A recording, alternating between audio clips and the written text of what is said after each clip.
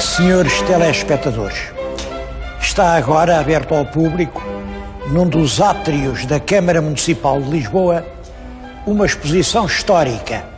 Bom, uma exposição que tem aquele nome: Dom Manuel, o Foral e Lisboa. Para quem não saiba nada de história, aquele título pode induzir em erro. Assim, pode ficar-se com a ideia que foi o Dom Manuel que deu o Foral a Lisboa.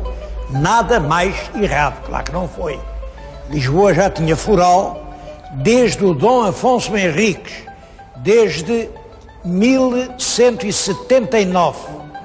O que é claro, esse foral envelheceu, tinha muitas medidas que já não faziam sentido, falava de moedas que já se não usavam, falava de medidas, já ninguém sabia quanto mediam, e as pessoas queriam um foral novo, foral moderno. Bom, o rei Dom Manuel, que era muito hábil, aproveitou isso para fazer um novo foral para Lisboa. Isso no ano 1500, faz agora 500 anos. É esse facto, o novo foral de Lisboa, dado pelo rei Dom Manuel, que a Câmara Municipal está a comemorar, fazendo esta exposição e fazendo outra coisa que eu acho que é muito importante.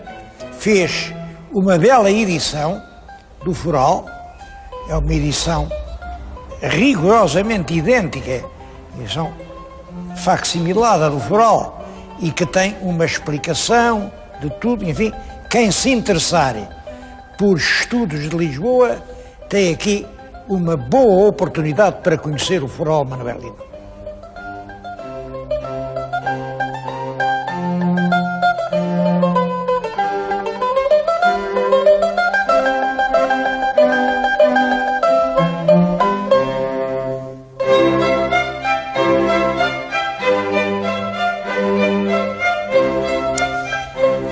E estes 500 anos sobre o foral novo também são uma bela oportunidade para pensarmos a história de Lisboa. Afinal de contas, que idade tem Lisboa? Quando é que Lisboa nasceu? Qual é a altura de lhe darmos os parabéns? São coisas que não costumamos perguntar. A verdade é que estão muito mal estudadas.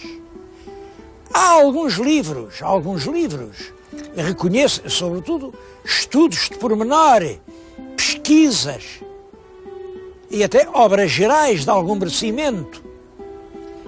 Agora, uma história de Lisboa, como isto começou, como foi no tempo romano, como foi depois com os bárbaros e com os mouros e a conquista cristã e aqueles séculos XII, XIII e a Revolução do Mestre Davi e o tempo dos descobrimentos e a Índia e o tempo dos Filipes e depois o tempo das carroças do Dom João V e depois o terremoto e o pombal e a chegada do comboio, o século XIX. Tudo isso é uma história que está por contar. É uma vergonha que os lisboetas nem a sua própria história tenham aprendido.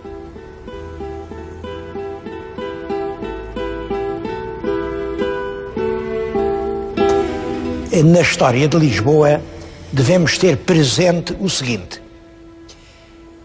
esta região do estuário do Tejo, com peixe, com terras boas, é claro que era povoada há muitíssimo tempo.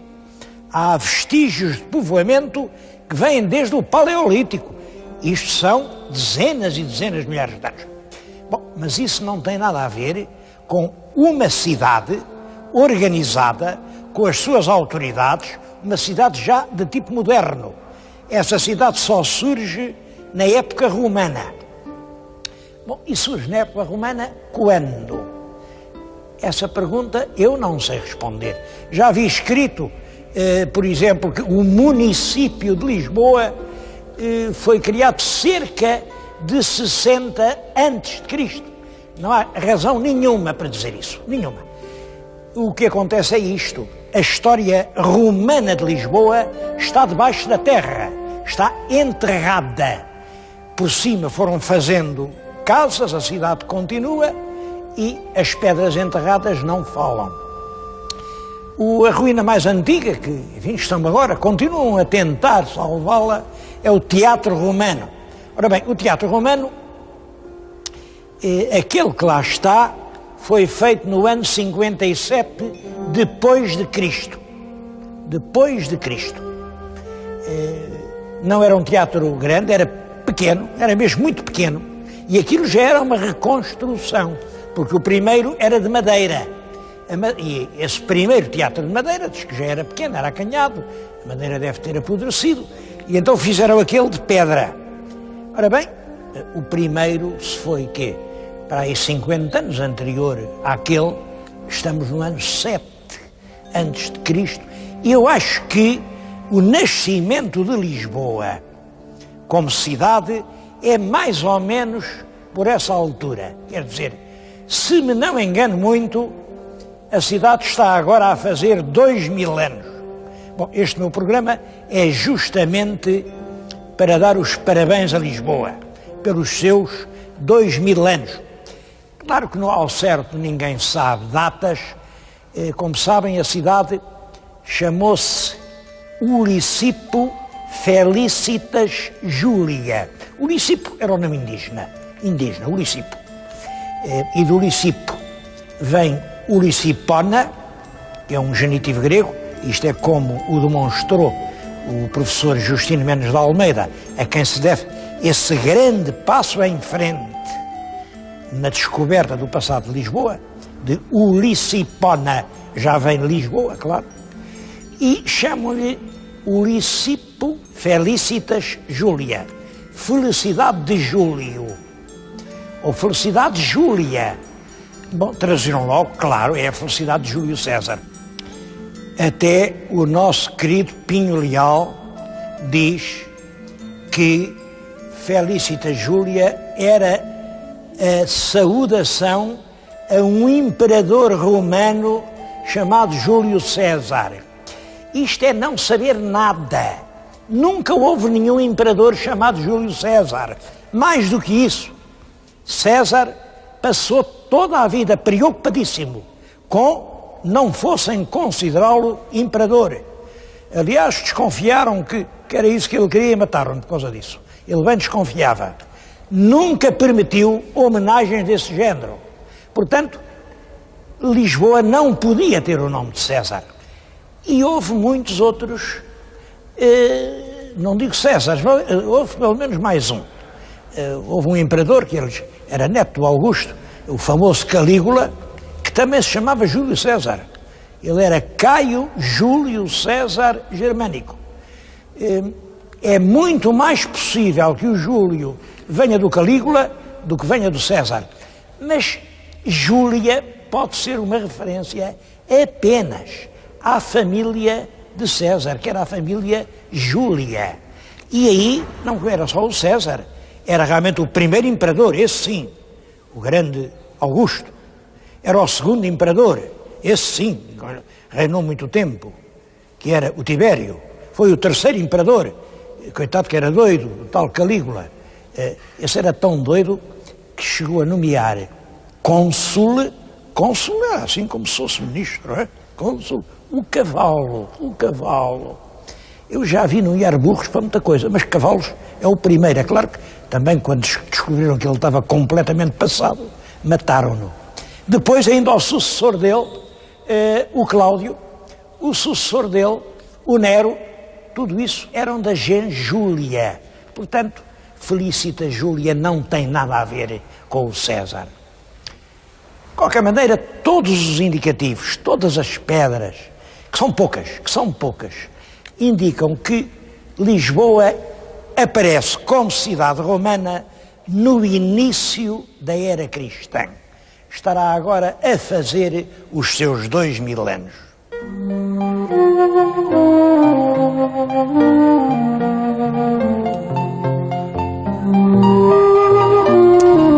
Penso, aliás, que Lisboa romana nunca foi uma grande cidade.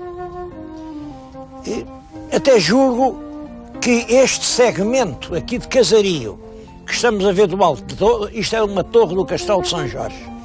Isto, até ao rio, vem além a Sé, este pequeno triângulo corresponde aproximadamente ao que foi o núcleo da Lisboa romana.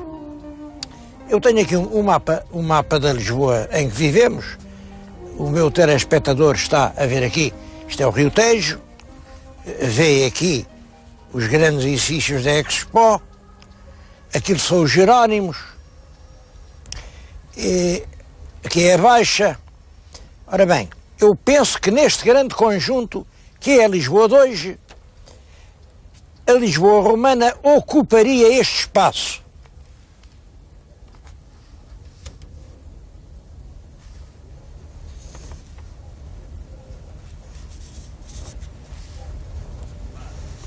Aproximadamente isto, não mais do que isto. Eram 15 hectares, a porta para o exterior era ali na Sé, a outra porta do lado de lá ficava em São João da Praça, a 300 metros, e tinha duas portas aqui para o lado do castelo. Portanto, reparem no tamanho da Lisboa romana a comparar com a Lisboa em que nós vivemos.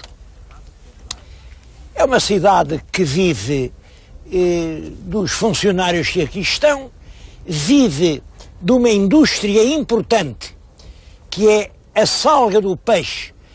Ali na zona ribeirinha, ainda hoje há várias tinas de pedra onde salgava o peixe. Era uma indústria.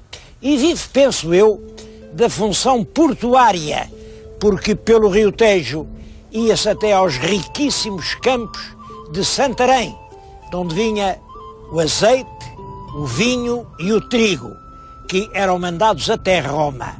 Esta era a base da Lisboa romana.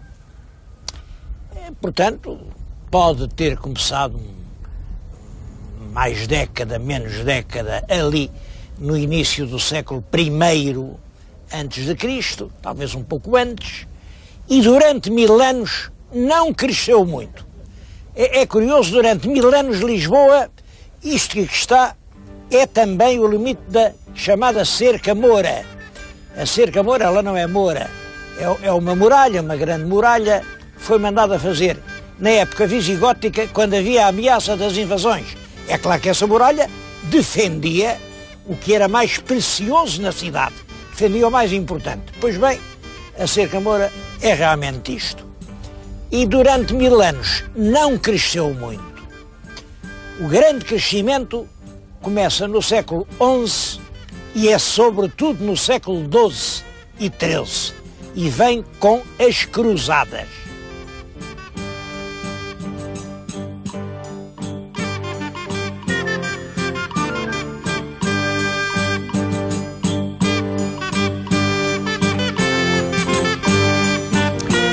Foi, aliás, com o auxílio de cavaleiros que iam para a cruzada, na Segunda Cruzada, que o rei Dom Afonso Henriques conseguiu conquistar Lisboa. Isto no ano de 1147.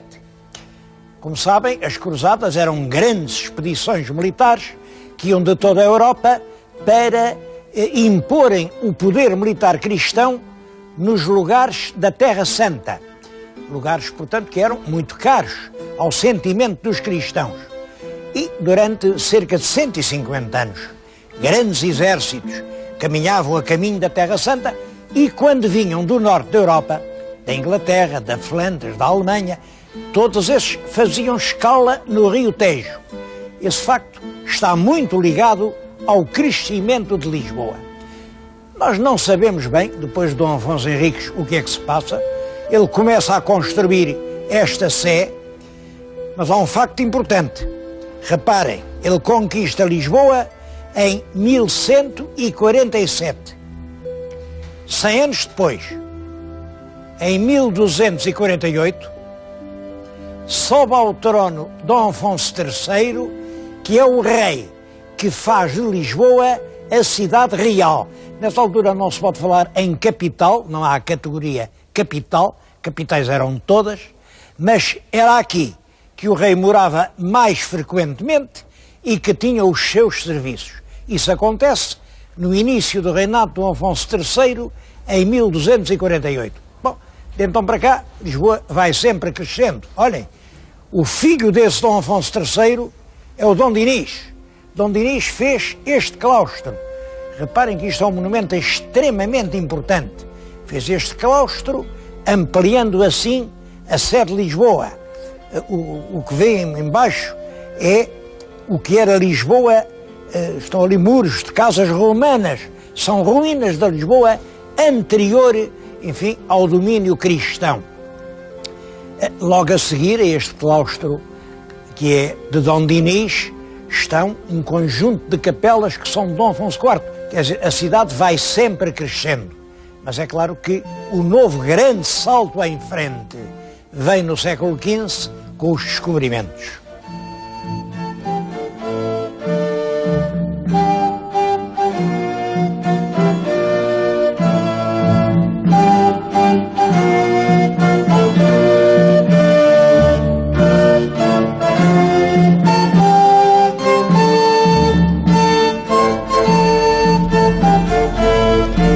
Estou a falar-lhes na Torre de Belém, que é precisamente o monumento consagrado pelo rei Dom Manuel ao grande sucesso nacional dos descobrimentos. É uma torre militar, mas como veem, parece mais a fachada de uma catedral. Os descobrimentos portugueses levaram os nossos navios, os nossos homens, a descobrir novas terras, novas gentes, novas riquezas, novos céus, novos mares, novas estrelas e a introduzir aspectos novos na própria visão do mundo. Durante alguns anos, Lisboa é uma grande feira internacional. Junta-se aqui gente de toda a parte para vir disputar riquezas vindas de longe. Infelizmente, por essa mesma altura, comete-se um erro que nos iria ser fatal. Em 1498 foram expulsos de Portugal os empresários judeus. Eram realmente eles os grandes organizadores dos negócios, dos comércios, e nós ficamos, portanto, sem uma elite de empresários. Tivemos o negócio, não tivemos quem o soubesse fazer. Daí que, ao século XVI, que é o século de Camões, é o século do qual Portugal se orgulha, é o século no qual alinhou entre as mais prestigiosas nações do Ocidente Europeu. Ao século XVI vai-se suceder o longo, sombrio século XVII.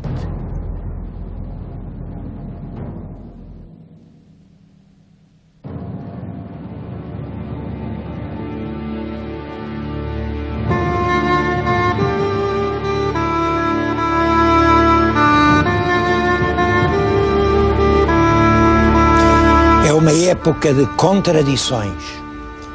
Por um lado, grandes negócios, sobretudo negócios do Brasil, poucos impostos, o rei está longe, a corte na aldeia, mas é um tempo em que é proibido pensar.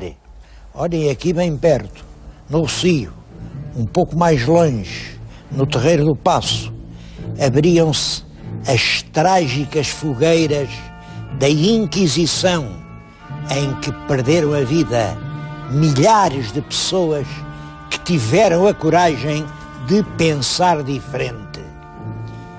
E quando um povo deixa de pensar, é como uma planta que deixa de dar flor, está condenada a morrer.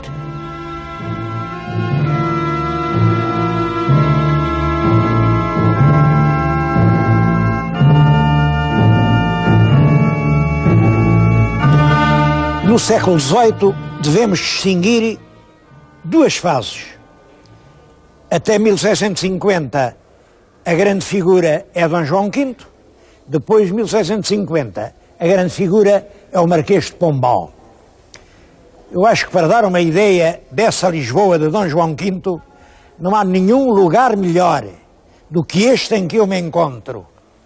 Aquela figura é a nobre Lisboa, faz pensar em Camões. E tu, nobre Lisboa, que facilmente das outras és princesa. A nobre Lisboa está a ser coroada pelo anjo da fama.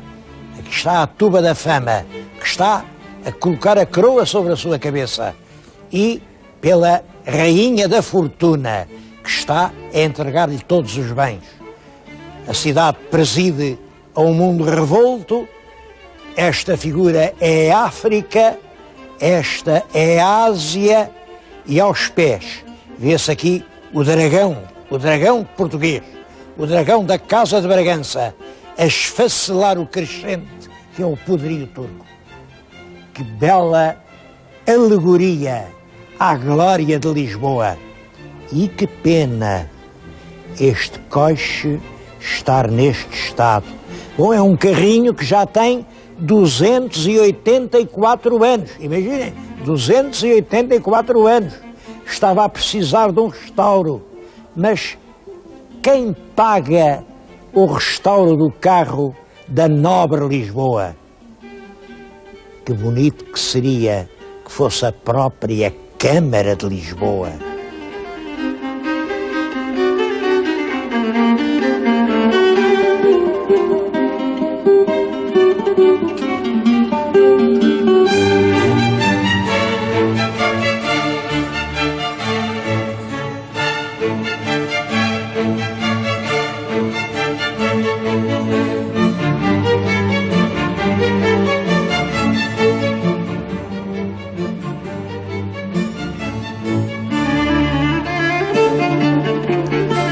A segunda metade do século é representada pela grande figura de Marquês de Pombal. Depois do terremoto de 1755, que é um terremoto que realmente destruiu uma grande parte de Lisboa, Pombal aparece como o grande estadista capaz de pensar uma cidade nova. Bom, uma grande parte da obra dele ainda hoje se pode admirar. A Baixa Pombalina é uma cidade feita com o esquadro e a régua, uma cidade geométrica, uma cidade racional. É uma cidade como Pombal entendia que as cidades deviam ser, em linha reta, a desembocar numa grande praça, a que ele chamou a Praça do Comércio, é o nosso Terreiro do Paço.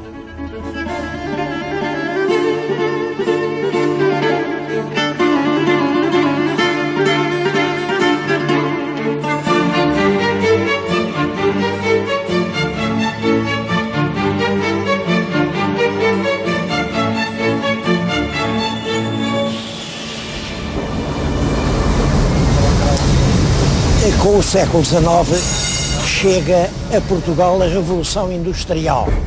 É claro, a Revolução Industrial leva ao estabelecimento de muitas fábricas. Nessa altura surge o bairro de Alcântara, por exemplo, com muitas chaminés, e aumenta imensamente a extensão da cidade. Aumenta tanto que as pessoas já não podem andar a pé. E é nessa altura, em 1872, que nasce a Carris. Chama-se Carris porque o principal é o carril. O carril com um carro que é puxado por moares. Naturalmente o carro só anda nas zonas planas. Quando há um grande desnível, há um elevador. Bom, mas este sistema o chora na parte baixa. O elevador a levar aos cimos da cidade é o que marca o fim do século XIX. Em 1901 aparece a tração elétrica. Os elevadores como este, assim, muito parecidos com este, passam a fazer percurso de toda a cidade e é uma das marcas de Lisboa. É um excelente sistema de carros elétricos. É claro, ao elétrico sucede-se rapidamente o táxi, ali por volta de 1920, 1930, começam os táxis. Lisboa, pouco a pouco, vai se enchendo de automóveis e estamos realmente na era dos transportes. Aos automóveis sucedem-se os aviões. O aeroporto é colocado longe da cidade, lá muito longe, num sítio ao qual demorava muito tempo a chegar. Como sabem, está hoje no centro de Lisboa.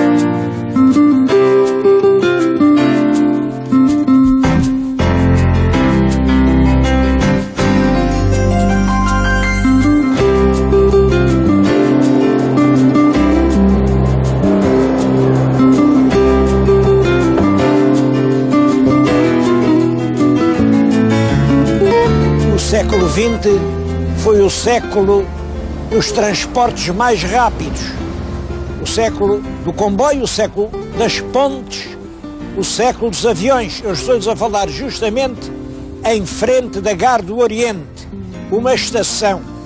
Isto é importante, porque são os transportes que podem colocar Portugal outra vez no centro da Europa. Aliás, este século XX em Lisboa é significativo. Enquanto Lisboa vivia da lesíria, do azeite, de Santarém, era toda uma cidade virada ao Oriente. Depois vêm os descobrimentos, vem a Torre, é toda uma cidade virada ao Ocidente. Mas os novos mundos acabam para nós e a cidade volta a olhar, aqui está, a olhar ao Oriente. A cidade volta às suas raízes.